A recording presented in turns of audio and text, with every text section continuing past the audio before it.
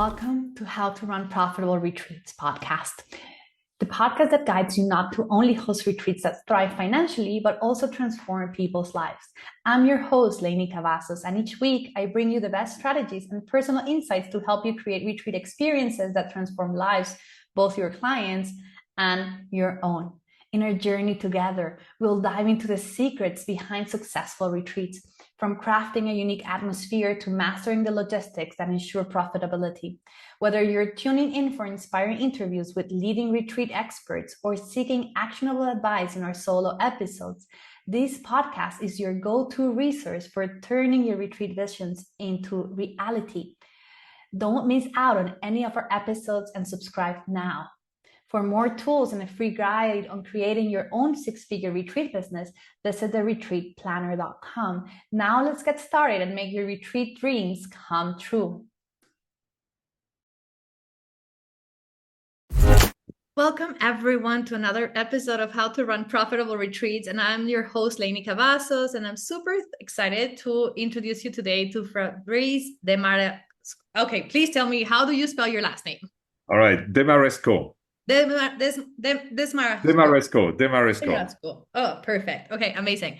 See, like I took French for 2.5 years, and like I can read French, but like speaking it, no way. So thank you so much for that. So I will tell you that he was born and raised in France, of course, and he has spent over 30 years making waves in Asia, right? So right now, this is a beautiful moment. I am in Mexico and he's in Jakarta. So we get to connect with people across the world. Isn't that like absolutely wonderful? And he made waves as a business executive, and he started as a career management in consulting. And he partnered with boards, CEOs, and C-suite leaders to craft and implement transformative strategies that drive success. And we're going to be talking more about this. So please hang on with this episode, right? And for the last 15 years, not just little, 15 years, right? He has channeled his passion for coaching, empowering clients to unlock their potential, right? He's known for building strong connections with his clients, offering a supportive and non-judgmental space that fosters introspection and growth. And Fabrice not only empathizes with their challenge, but also inspiring them to explore new horizons. And he is just so many amazing things, right? So he's a team coach, he's a yoga and meditation teacher, and he brings holistic practices into his coaching. And he holds an MBA from INSEAD and MSc in civil engineering from École Centrale Paris. And he's also skilled in using psychometrics tools like Hogan Predictive Index and the Enneagram. Yeah, I was reading your book, and please, for all of you who want his book, The Art of Retreats, in the show notes, you'll have the link to get that book. But I was reading your book and I was like looking at the Enneagram and I was like, oh, he brings Enneagram into retreats. I love that, right? It's such a beautiful thing. So thank you so much for being here. Yeah, no, thank you, Leni. I'm very happy to be here. Yeah, and I'm so excited about our conversation today, because today we're going to be bringing again this topic that I am so passionate about, that is all about like, what are the difference between, like, let's call it air quotes, regular retreats and your corporate space, because it's a completely different animal. And I do believe truly, truly deep into my heart, right? And that's why I have a program actually to teach people how to run corporate retreats, that more people in the corporate world need to become more conscious. We need more conscious lawyers, more conscious doctors, more conscious attorneys, more conscious everything. You don't need to quit your job and hike in a van for the rest of your life in order to become more conscious. You can do it wherever you are and you can improve your life. Wouldn't you agree? Yeah, I totally agree. I totally agree. We need more conscious everything. And retreats are a fantastic gateway to start people on the path. We may not accomplish everything on a retreat. As you know, it's a journey. There's no destination. It's not like a one-off. I go on a retreat for a weekend and ta-da, I'm enlightened. But what I found with corporate retreats is that it's a very good way to get people started. And sometimes people are not interested and they say, okay, well, it was nice, but now I'm going to go back to my usual life and business career, etc. And some people say, wow, that was really an interesting experience. How can I find out more? How can I continue on this path? So it's not the absolute magic wand that will cure all problems of the world, but I think it's a great gateway to get people started on the path.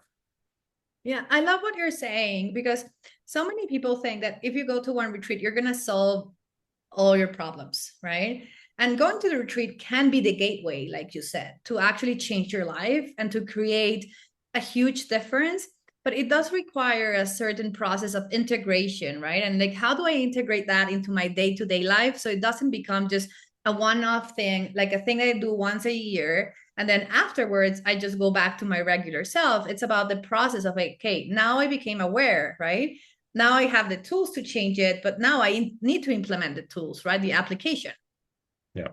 And I think the integration is very important, because otherwise, we go on the retreat, we have a nice time, and then we come back, at the end of the retreat, we all hug and we all promise that we're going to stay in touch, and we all swear eternal loyalty to the group, etc. And then we go back home and nothing happens. Yeah, and you're back in the office with these people, and then you're like fighting again, right? Exactly. The bliss goes away. So if you want to make it a more lasting impact on the people who attend your retreats, I think it is very important to start the integration process during the retreat itself by bringing people to reflect on all the good things we've learned, we've practiced, we've deepened during the retreat. How can I keep the practice going? And have an explicit discussion with the participants in the retreat about how are they going to continue holding the flame without letting that flame extinguish itself. So it could be, okay, what practices do we want to adopt? What rituals do we want to adopt? And it doesn't have to be, I'm going to meditate for 2 hours a day, etc., because that good intentions like that never last. But as a retreat leader, I find it important to help the retreat participants to identify and commit to a few very simple practices or rituals that will allow them to continue carry on the work that they've started in the retreat. I love this. Like, this reminds me, I went to a meditation retreat once, and it's from an amazing meditation teacher, right? And he's so great, and like his tools were great, but he was like, one of his like suggestions was to actually like meditate at 4 a.m, and then you meditate, you read for 50, like you meditate, I think for like, it was like 45 minutes or something, then you read for 15, and then you exercise again, like, so that's kind of like your morning practice. And I was like, that sounds great, like on paper, right? And I started like waking up at 4 a.m. to meditate. And at the beginning, I will get out of my bed, go sit on a chair and actually do it, right? As the days kept going, then I was just like sitting next on my bed, right? Like this kind of little like practices. And 3 weeks later, I realized I was so moody and I had to take a nap in the afternoon, because 4 a.m. for me is not a time where I shine. Well, when I was younger, I had an inclination to tell people what to do because I knew better. And I've realized that's not a very good approach. So I believe that people and the retreat participants in particular have to find their own tools, recipes, cadence, rhythms that work for them. So as a retreat leader, essentially, we're holding the space. We're facilitators. We're not necessarily teachers telling people what to do. I mean, we can be teachers in the sense that we can teach from the spiritual traditions. We can teach yoga and make sure that they do the poses in the right way and give them some adjustments, etc. But participants have to find their own way to continue with the work. And what works for a person at 4 a.m. is not going to work for you. Yeah. And I think part of our responsibility is to hold the space so that our participants will find what works for them in a place that is safe. They can experiment, and they're not going to be judged if someone says, I'm useless until 11 a.m. So be it. There's no need to judge them, even if our own practice entails waking up at 3 a.m. and meditating for 6 hours. Yeah, exactly. Like, not everyone has the same style, personality, needs, requirements, right? Like, if you go into a corporate retreat, right, and someone tells you now you need to like meditate for 2 hours and then do yoga practice for 1 hour, is 3 hours, and then you're like, and then at what time do I drive to work? At what time do I spend time with my family? At what time do I actually work? Right? Like what's going on in this space, right? Like, it's all about these kind of questions that we need to ask ourselves in this space. Am I really like nurturing the nature of the person who's coming?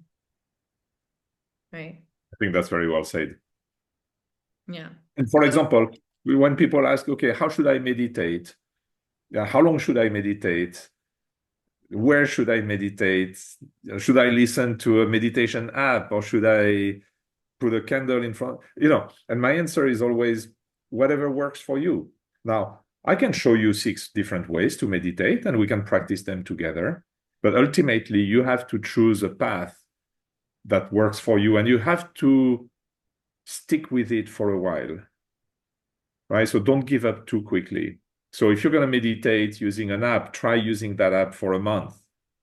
And then if it doesn't work or you're not satisfied, then try something else. But there's a tendency today, to switch channels very quickly and not to stick. There's a little bit of these, I'm looking for a spiritual fast track or a spiritual shortcut. I'm going to try to meditate. Oh, that doesn't work for me. I cannot sit still for 20 minutes. My mind is always busy. I want to try something else. Okay, I'm going to try microdosing. Okay, that doesn't work for me either. So I'm going to try yoga. Any practice that is going to take you deeper than where you are today requires some level of persistence and consistency and effort and discipline. That will never change. Now, what practice you adopt, that really depends on what works for you. Right. Yes. And I love this because I see it very often, like people jumping from practices and also really putting a lot of weight on external factors to be the ones where like the thing that is actually saving them, helping them, changing them. Right. So we put a lot of we give our basically we're giving our power to like plant medicines. We're giving our power to a certain type of breath work that you can only go if you do it with some people, right? We do it to a certain practice of yoga. There's so many different places where oh, that's the thing that is going to help me, when really it's something internal. And then those are just tools, right? They're not the solution. They're just tools. And I see a lot of people getting very confused in that space, right? Because they're like, oh, like in this world, right? And it's nothing, it's not anyone's really internal fault in the space, that as long as you're not aware of it, right? And you're avoiding it. But it's really like the place, the life, the time where we're living, where there's like so many things available for us in that moment, right? It's all about like this like immediate reward. It's like, oh, I do this, I get a game, right? I remember I was so obsessed with this game on my phone called Candy Crush, right? And I would spend hours. And at some point I learned that if I went backwards on time, I could still play without my 5 lives, right? And I was all about rewarding. I made another level. And it was an addiction. And I was like, what are you doing, right? You're spending so much time. Even if you're going to be spending so much time doing something like that, wouldn't you rather read a book that is going to give you something? Right? So it's all about understanding that as humans, we are so programmed right now in this moment to get this immediate reward. And we do the same with spiritual practices. Yeah. And there's no immediate reward. I believe that whatever practice people adopt, they will find benefits after a time that is hopefully not too long. And see, the retreat in a way is a great way to kickstart a practice, because we go away for 2, 3, 4, 5 days in a beautiful environment, in a special place, and we have these special conditions that are created by the retreat leaders. So in a way, we're helping kickstart the practice by taking the participants out of their daily routine, environment, busyness, problems, etc., and we're putting them in a relatively what I call clean environment, right? A place of silence and solitude and a beautiful space. And that helps start the practice. But then you go back to your daily life where, suddenly there's traffic jams and there's emails and there's kids and there's taxes to pay and suddenly we're no longer in that 5-star resort. where everything was marvelous. The food was, now I have to prepare my own food. I don't have people to serve me my food, right? So Yeah. how do you, that's where you need to stay on course and stick with the practices. And that's why it's important to identify a set of practices that will be practical once you go back into what I call the real life. Yes. Because it's easy in a retreat to be overly ambitious and say, oh, that was fantastic. I'm going to do an hour of yoga a day because, I feel so good after doing this for 4 days. But that may not be practical. So it is the responsibility of the retreat leader to help the participant transition back. We often overlook this transitioning out of the retreat back into life. And that's a crucial element of a retreat, as much as it is to transition from life into the retreat. So we always have an opening ceremony, a check-in process, etc. But I think closing the retreat is also very, very important, and allowing the participants to ease back into life after the retreat. Yeah, I have to say, all the retreats and the way I teach people how to do retreat, the last day is an integration day. Even I always like bring integration each single day, but the last day it's just about integrating. There's nothing else. We're taking everything that we saw and then we're integrating and then we're making a plan. Like, how is that going to look in my life, in my personal life, the one that is only mine, the one that no one else will have? How would that translate, right? And I really feel it's in the space that like we need to understand that we need to create habits. And habits that take at least 21 days of repetition to start becoming like something that you do without really thinking.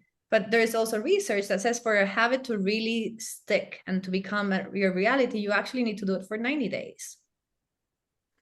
Yeah, I think the research varies on that, but for sure you need to stick with something for a while and not get discouraged, which is the challenge, because any path that is going to take you deeper, whether it's a somatic path with movement and or energy practices or meditation, etc., spiritual practices, whatever it is, it's hard work. At the end of the day, there's no free lunch out there. You're not going to get enlightenment just by going to an ayahuasca retreat and then going back into your life after a week. All these spiritual shortcuts, I'm highly skeptical. I'm not saying don't do the ayahuasca retreat or what have you, but there's no shortcut. And all these I'm going to microdose, I'm going to take psilocybin, mushrooms, whatever, and I hope that's going to fast track me to a better place. It is very rarely the case. And what I find also is that in order to access higher levels of consciousness through whatever, again, right, spiritual practices, etc., you need a very solid foundation. You need to have sorted out your house first in terms of being grounded, having evacuated most of the triggers and potentially traumas, etc. You need to be relatively well balanced in your life already. And a lot of people try to access the higher levels of consciousness without having cleaned up their house. And my encouragement, and we see that in retreats very quickly, because you see all the neurotic behaviors come up when you ask people to sit in silence, for example. And it's you can be sure that if you try to address the higher part of the pyramid without having a solid foundation, you're not going to go very far. So I always encourage my participants, if they're unsure, to do a little bit of their own personal work before going on retreats that are too demanding. Yeah, and I love this. And actually, you just reminded me of another retreat that I attended. So I attend a lot of retreats because it's part of my process and it's part of what I love doing, as like also like when I'm teaching, how could I know what's working and what's not if I'm like teaching other people how to run retreats, right? So I am in retreats like over and over again. And I love them because they also deepen my my personal knowledge. And I went to one retreat. It was like a couples retreat, but it was really all about self-love. And they said exactly the same. They were like, before you can really love yourself, you need to go clean the basement, that place where you stock everything you don't want to see. Because if not, you're creating and you're building on foundations are not solid, right? And those things, eventually they're going to come out, right? You're going to be the super sent person, right? And then someone is going to come and tell you that exact word that is a trigger, and then hell will break loose. So I really that's value what you're saying about foundations. Yeah. And I find this is a conversation that's easier to have when we lead individual retreats. So retreats where people sign up in their individual capacity. Right. So I've led a number of spiritual meditation, yoga retreats, and I put an offering out there, and people decide to sign up in their own, so occasionally individuals or sometimes couples, and they attend the retreat for their own personal benefit and growth. And then I lead corporate retreats. So these are typically organized at the request of the CEO and for the executive team. And we bring, so what is a group of 8, 10, 12, sometimes a bit more individuals on a retreat. And then there is a corporate agenda. So people don't sign up individually. You know, if you're a member of the team, you're told to go. And so the agenda and the way to handle these participants is completely different, because most of the people didn't ask to go on this retreat. Now, they may be very happy. Usually they're quite happy because it's a very welcome break in what is normally a fairly hectic pace in the corporate world. But they show up at the retreat absolutely not prepared. So, for example, they still schedule calls during the retreat. Oh, you know, this is very important. Everything is very important, right? So this call is very important. I'm very busy. And that defeats the purpose. So when we do these when we plan the retreats, we ensure that most of the participants can clean up their agenda, clear their diaries, and can be present.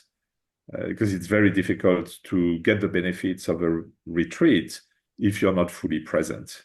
And unfortunately, we live in a society that has a culture of absence, not a culture of presence. We're constantly distracted. People have their phone with them. They look at their phone, even during meetings, they check their emails. So, you know, the body is in the meeting room, but the mind is somewhere else. And so when we create retreats for corporate teams, one of the preparation work that we do is asking people to clear their diaries. And during the check-in, so when we ease the team from their daily busy corporate life into the retreats, one of the first things we do during the check-in process is ask everyone, is there anything that is preventing you from being fully present today, tomorrow, the day after? And at least there could be stuff, right? But at least it's put out there on the table. So it's no longer the elephant in the room where people seem to be distracted. They're not present. They're checking their phones.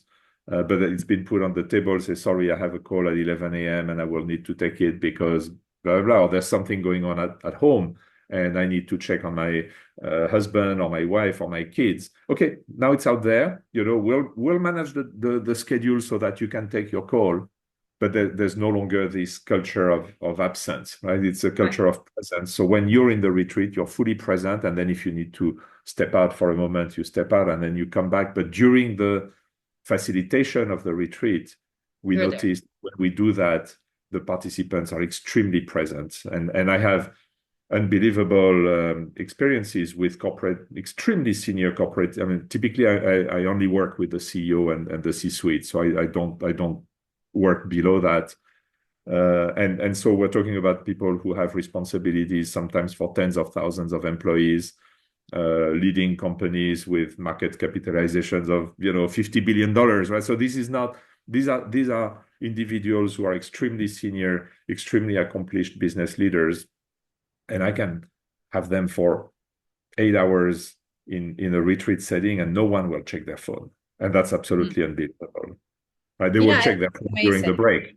But when we are together in the retreat, practicing or discussing or exploring together what needs to be discussed or explored, the level of presence is unbelievable and very, very surprising, and not what you would expect from the typical corporate types who are always distracted and, with exhibiting ADHD behaviors, because there's always something on their mind. And even when they speak with you, many of them are not present. You can see that they are distracted. So part of the work we do in the retreat is actually to allow them and give them the tools to increase their level of presence, which then in turn will make them better leaders.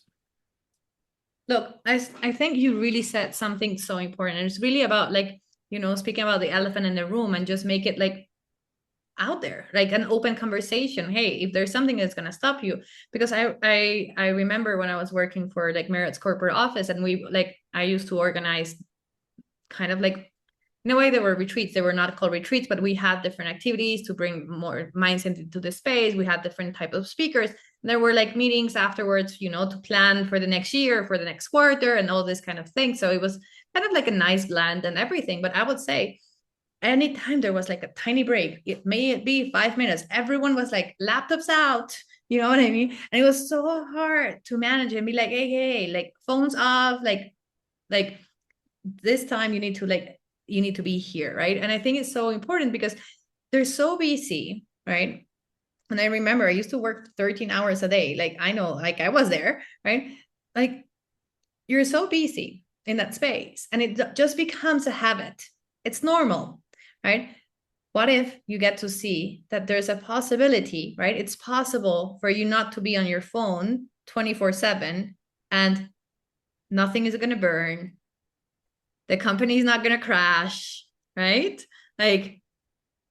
Everything will be okay. People can wait for you to come out of your retreat to actually get back on your phone, as long as you plan and prepare properly and just advise people, hey, I'm going to be in this retreat.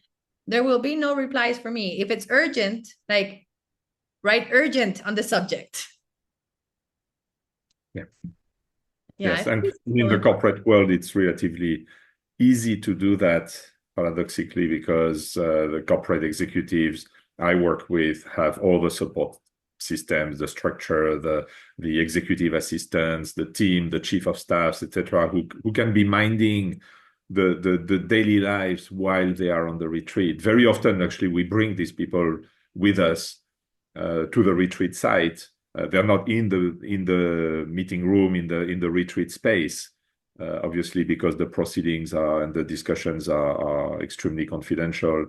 But they are out there, and if something needs to be taken care of, it will be taken care of. So in a way, it's a perk of doing corporate retreats at the senior level, is that we have all the infrastructure that we need. I mean, my participants don't need to worry about booking their flights or booking their hotels, or everything is taken care of, and we go to the world's most beautiful resorts, etc., without having to worry for a second about how do I get a taxi from the airport, right? It's yeah. So in a way, the perks of the senior executive life is that a lot of things are taken care for you, and all you have to do, that's not a small ask, but all you have to do is to show up and be fully present.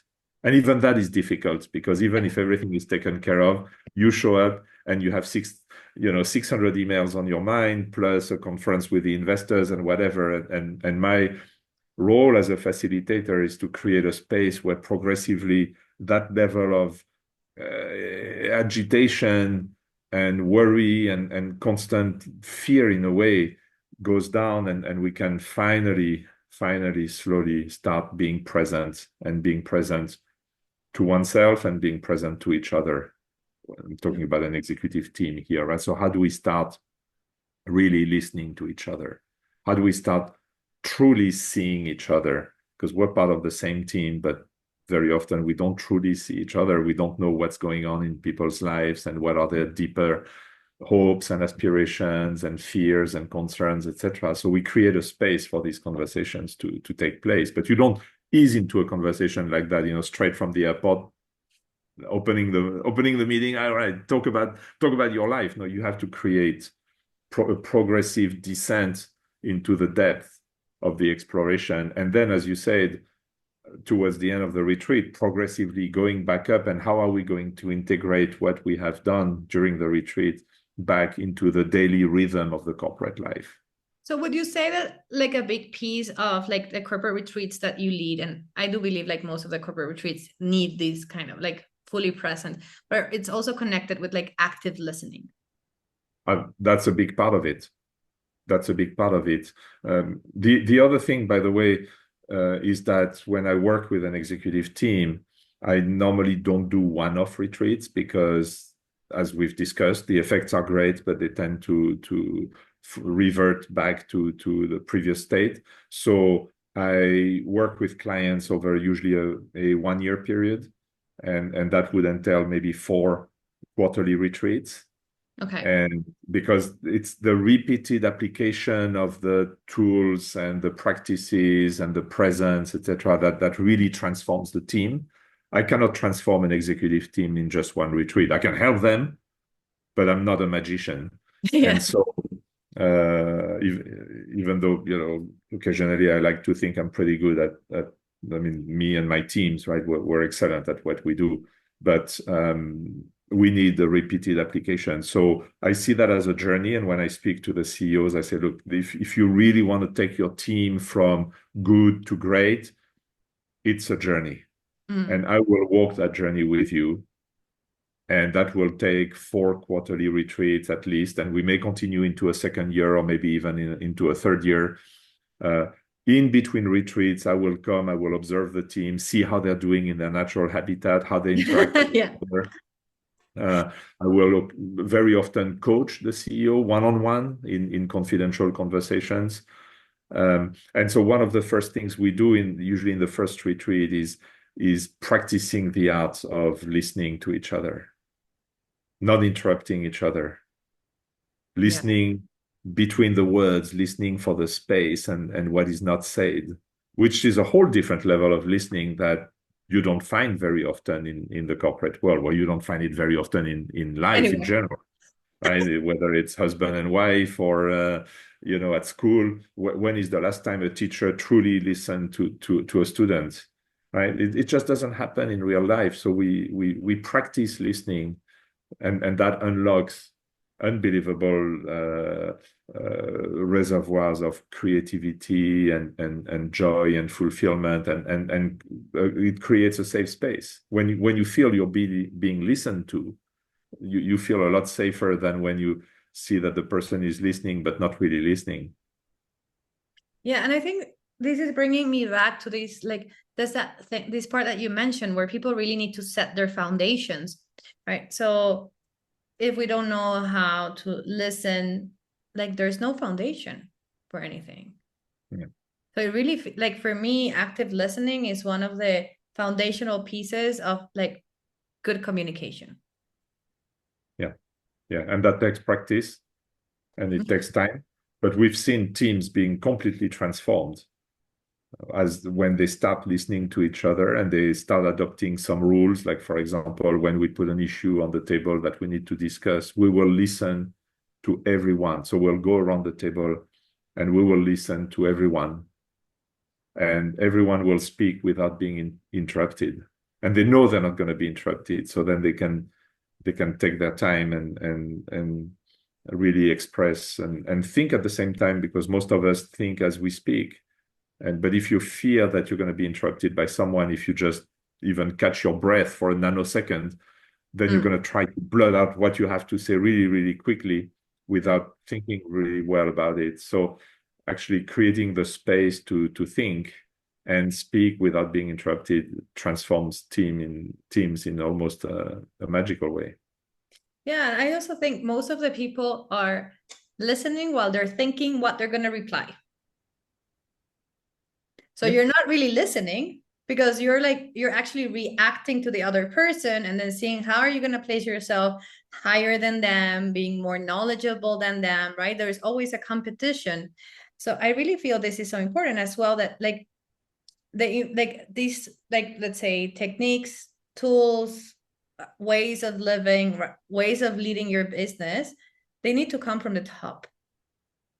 and then it will permeate, right? So you don't need to like coach or take people in retreat from like a starting point level, because if the head team, right, like, you know, the C-suite and the CEOs are actually implementing that, it's going to permeate everywhere else, right? Because let's say there's the director of marketing or the VP or CMO, whatever we want to call it, and then he starts learning how to do active listening with the C-suite.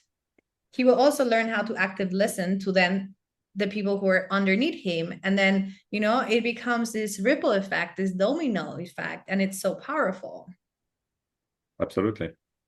Yeah. So I also want to say that having like contracts with people with like at least 4 retreats for a year, it's a great business model. Well, it doesn't hurt to lock up a client and have them commit. But you know, I think this is a question that every retreat leader should ask themselves: Are they in survival mode, or do they truly want to help their clients have you know, and have impact on their clients? If you say, look, you know, yes, there's a business behind it, I need to make a living for sure.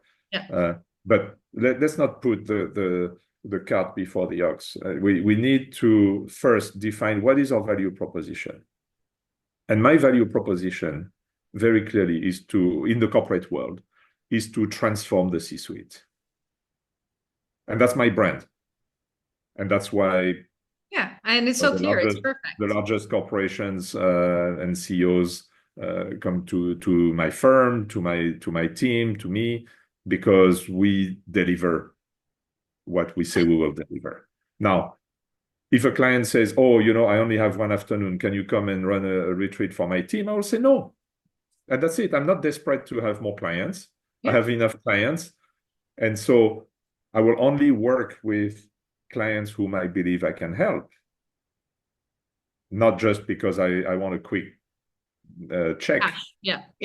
100%. It makes no sense, because if I do that and I start saying yes to a lot of clients who are not committed to change, then I will destroy my reputation over time, because a lot of people will have worked with me and they will have had no impact to show for.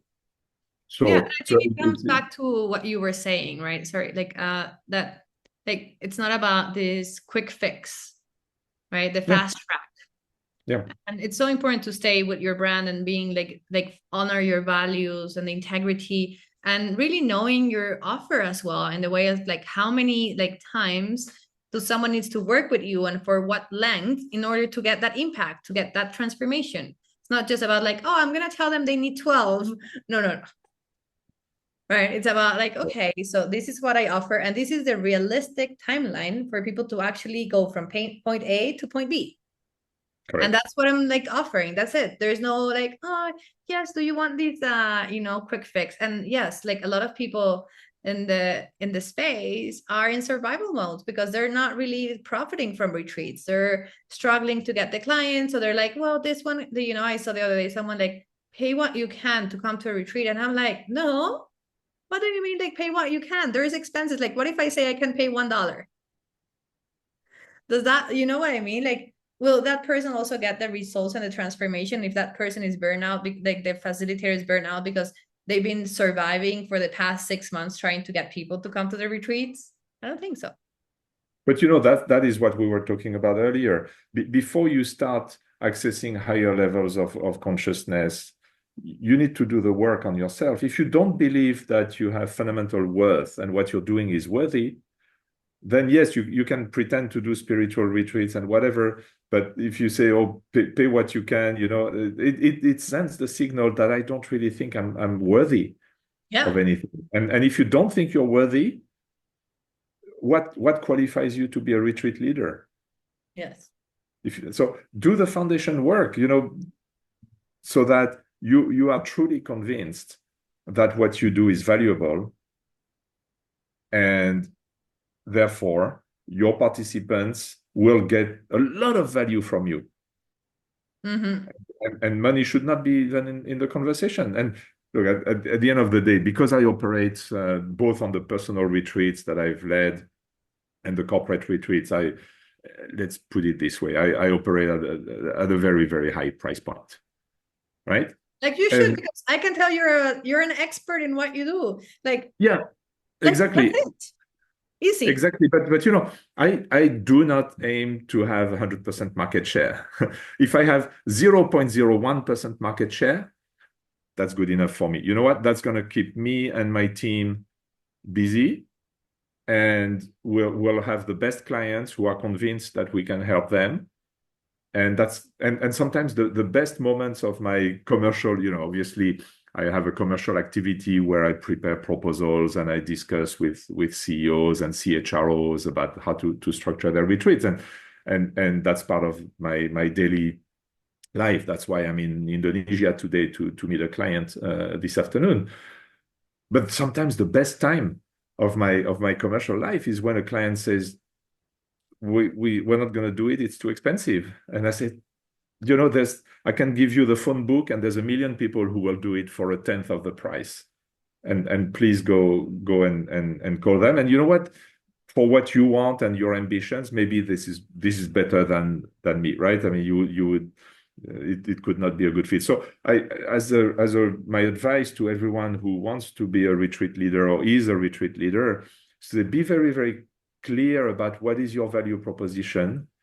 Create a pricing that is commensurate with the value that you hope to create with your participants, and don't expect to have 100% market share. It's never a good strategy. A good strategy is to say, you know what, I'm only targeting this micro segment, whether it's, so in my case, it's CEO, and in the private retreats, it's very affluent individuals.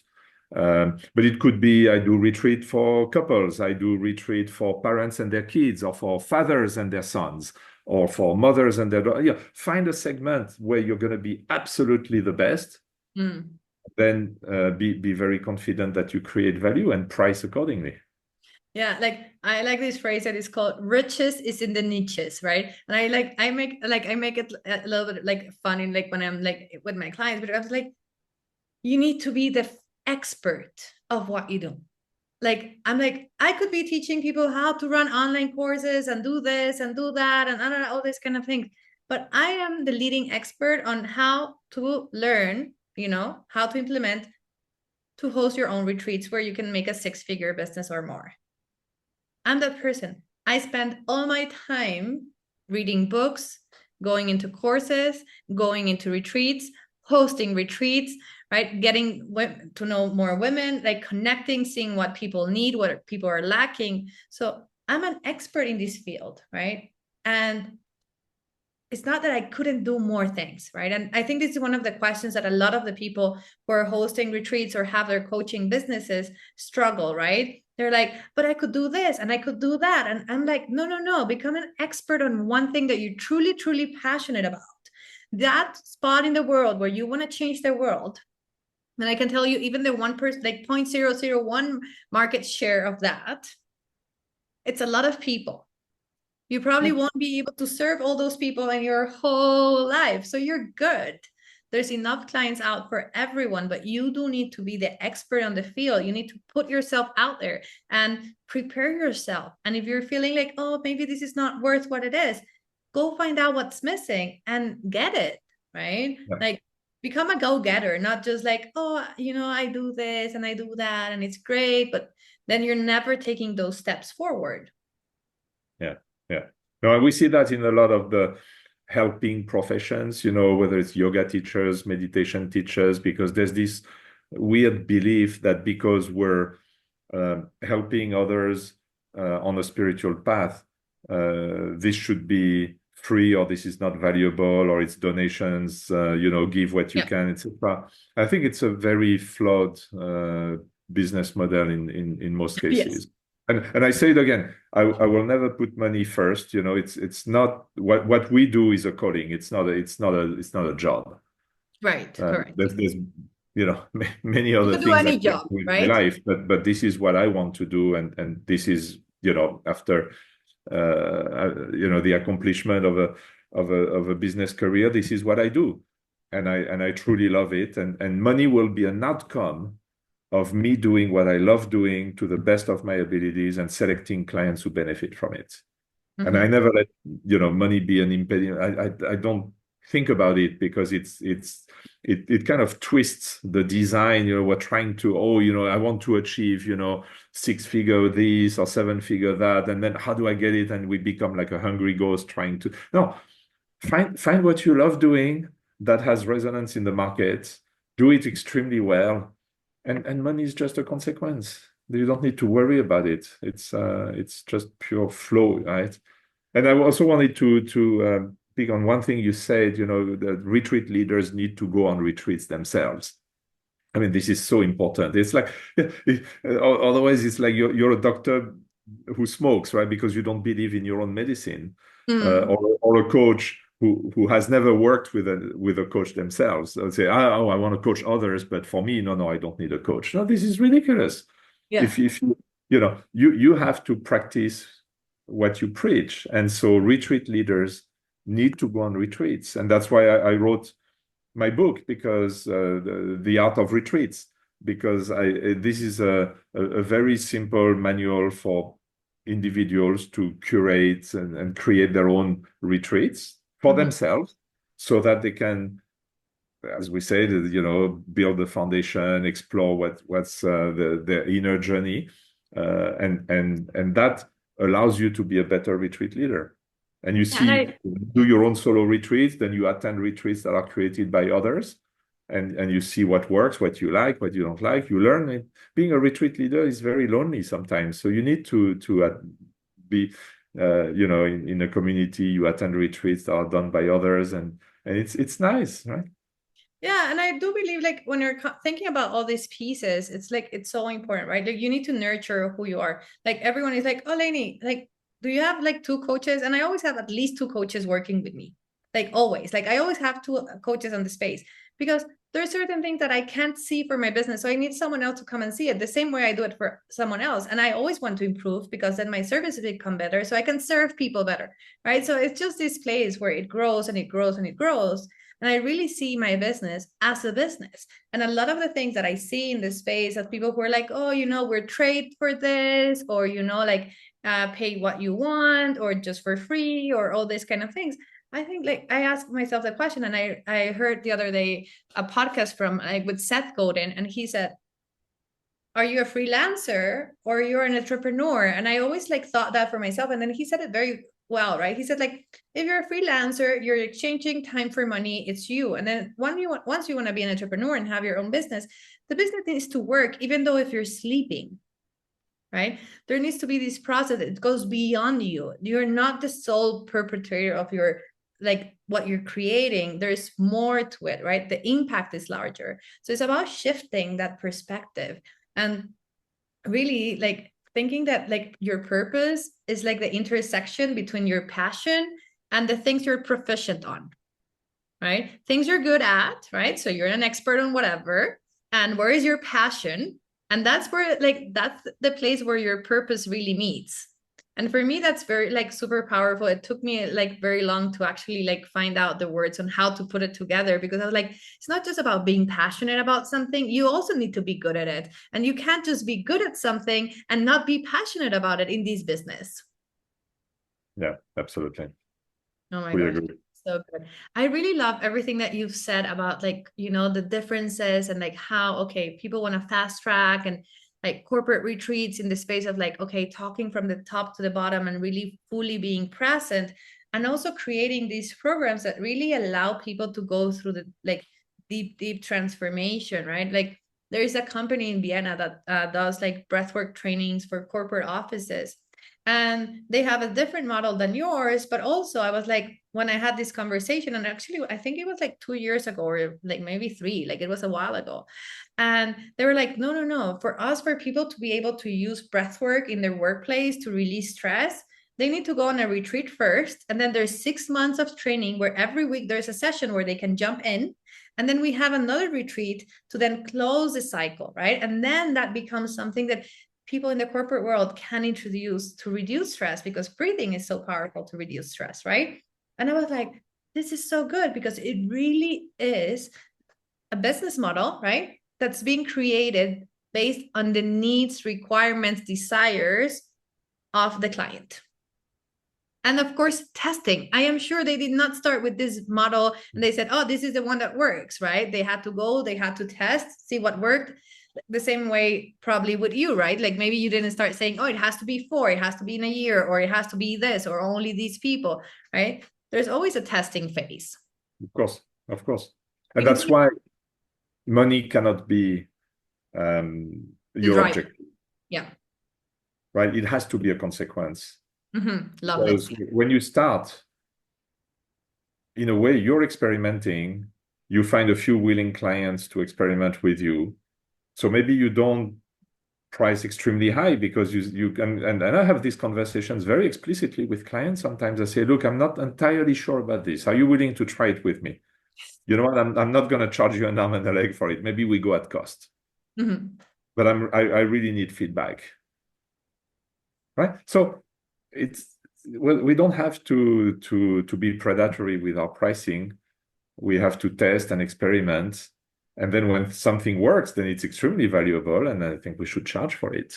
But you're right. I mean, we're entrepreneurs here. We're charting a path. You know, what I do probably didn't exist 10, 15 years ago, or it maybe existed in some very, very small circles. But, you know, there's a great appetite to do corporate retreats at the top, and an increasing number of CEOs want to bring their executive teams on retreats.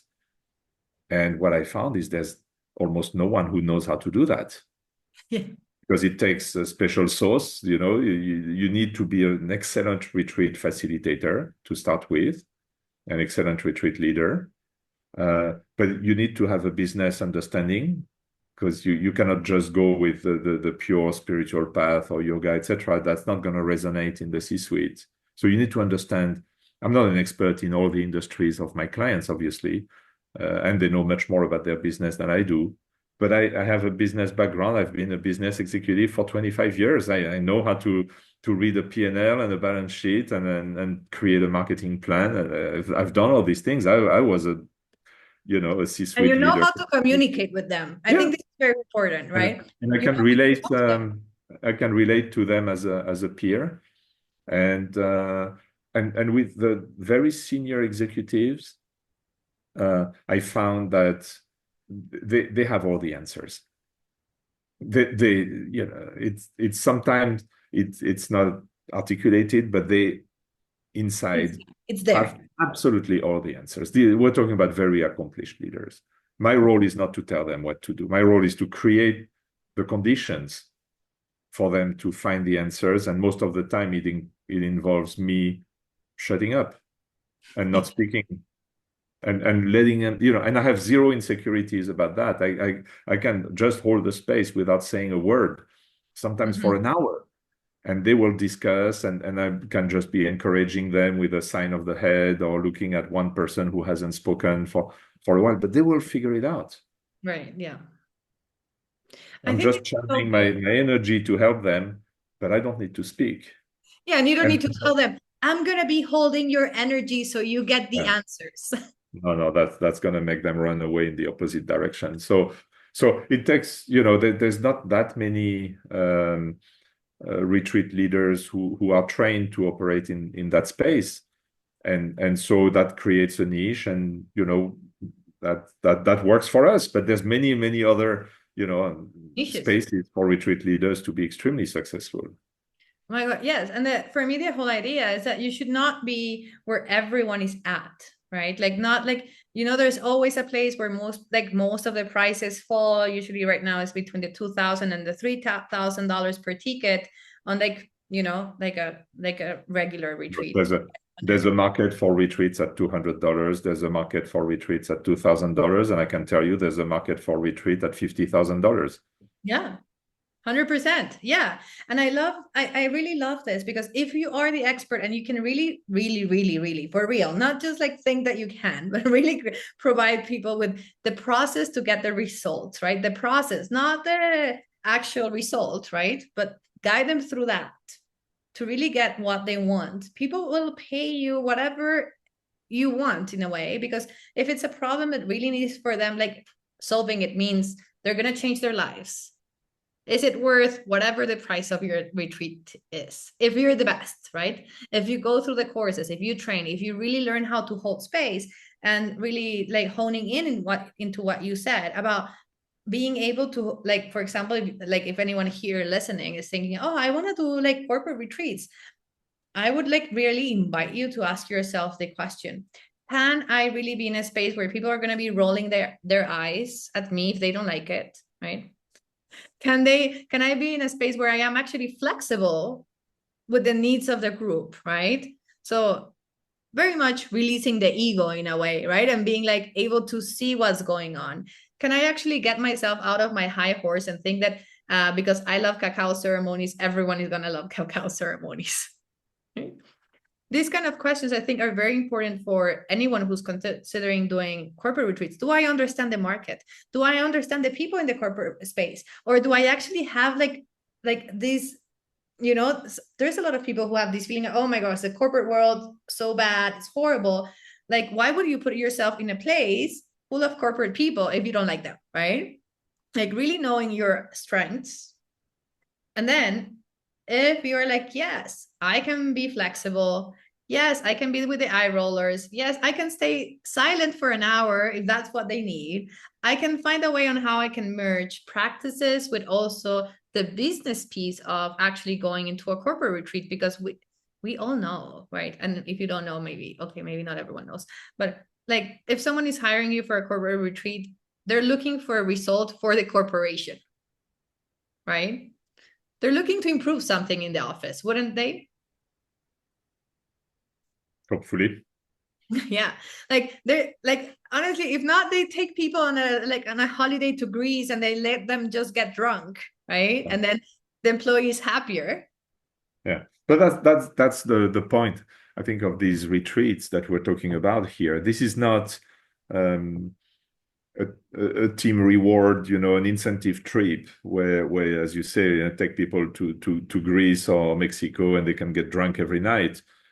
This is not also, the gimmicky team bonding where you do a rope course or you do the back fall and they catch you. I mean, these things just dog goose. Yeah. These things just do not work. It's a complete waste of time and it's a complete waste of money.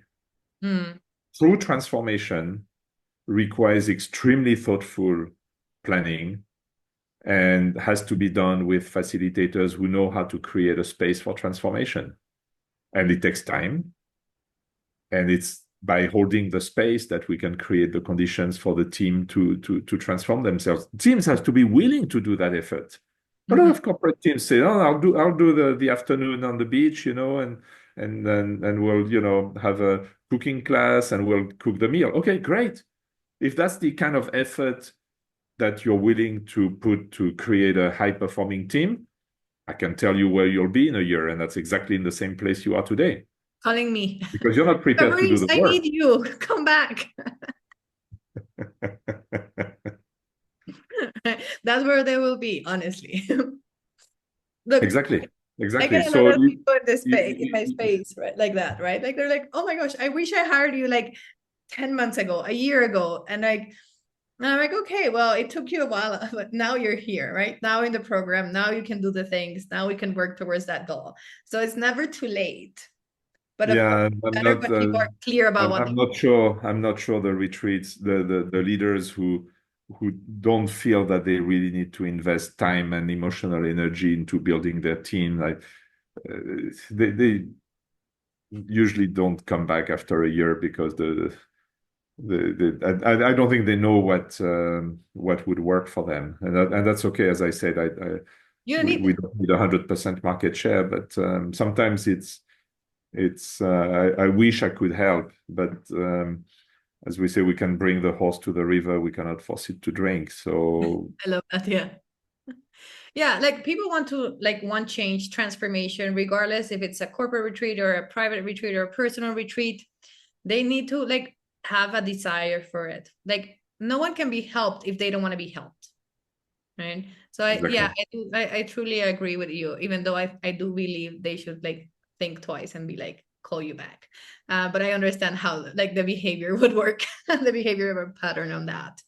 Oh my gosh, Fabrice, this is so good. Is there anything else you want to share with people? Like, honestly, I hope every one of you are like so inspired by what like Fabrice does, because this is really transforming. Forget about the CEOs. Think about that cousin, that person that you know that maybe works for a bank and is always complaining about the boss who doesn't listen to them. And then suddenly one day, maybe in a little while, maybe in a year or something, they actually come back and they're like, hey, something changed. Right? So it's not just about like, oh, all the people on the only the people on the top. It's like, think about the ripple effect. Of course. That's why, you know, what we do is a calling almost, right? It really helps transform the corporate world one leader at a time, one leadership tip at a time, and then it ripples down. So yeah, and I truly like understand you. Like me also coming from a corporate background, like I know the need for this.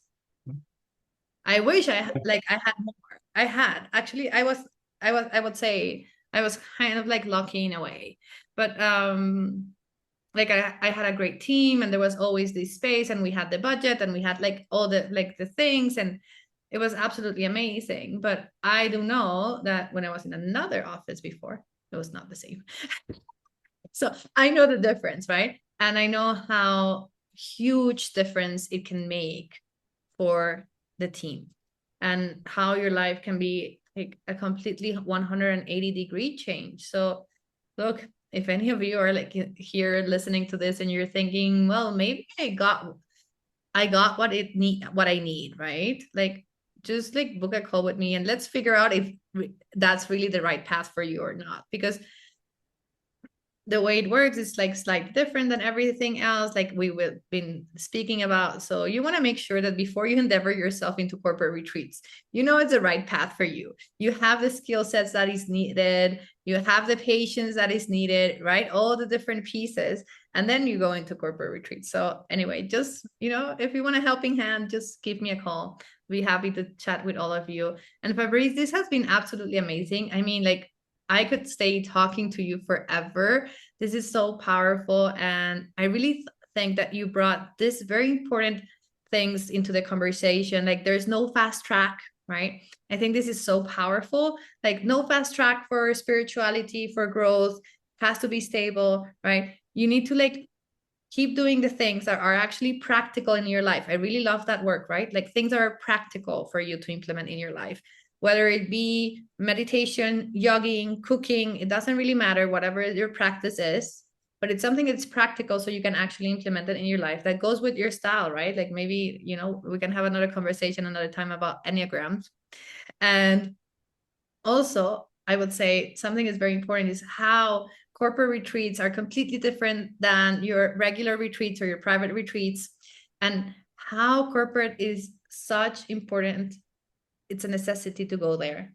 Also, niching down, knowing your market, going to this 1%, making sure you're an expert, right? This is like if you can take anything from this whole conversation, I would say really become the expert on what you do, become the best, right? Really go for it, strive for excellence, right? Not for perfection, but strive for excellence, right? Really put everything in your power so then you can support more people, right? So you can really help people change and transform their lives. Because as you said it very, very well, Fabrice, we're not here just because it's a nice and easy paycheck. We're here because we have passion, we want to change the world, and we want more people to experience this. So, oh my gosh, see how many like important points you gave us through like this conversation. It's crazy. Well, happy to help if it helps. Of course, no, I'm sure like I am loving it. So Fabrice, how can people find you? I know in the show notes, we're going to have the link for people to go download your book. I read it. Please like know that it's amazing. So definitely go download it. And then how else can people connect with you if they're like interested on like, you know, maybe we have here a CEO listening to us who's interested in hiring like a top corporate retreat leader. Well, follow me on LinkedIn. That's probably the easiest, and all my information is on LinkedIn, my website, and email address and the rest. So LinkedIn is probably the best place to start. Amazing. Well, thank you so much, Fabrice, for being here. And for all of you, if you like this episode or you can think of someone who would really benefit from listening to it, please forward it to them. We want more people to become aware of what's happening behind the scenes in retreats. And look, this is a growing market. It's not going anywhere. People need these more than ever. So make sure you spread the word with other people. Thank you so much for listening, and I'll see you in the next episode. Wow, what a great episode. If you like our podcast, How to Run Profitable Retreats, leave us a review and share it with a friend.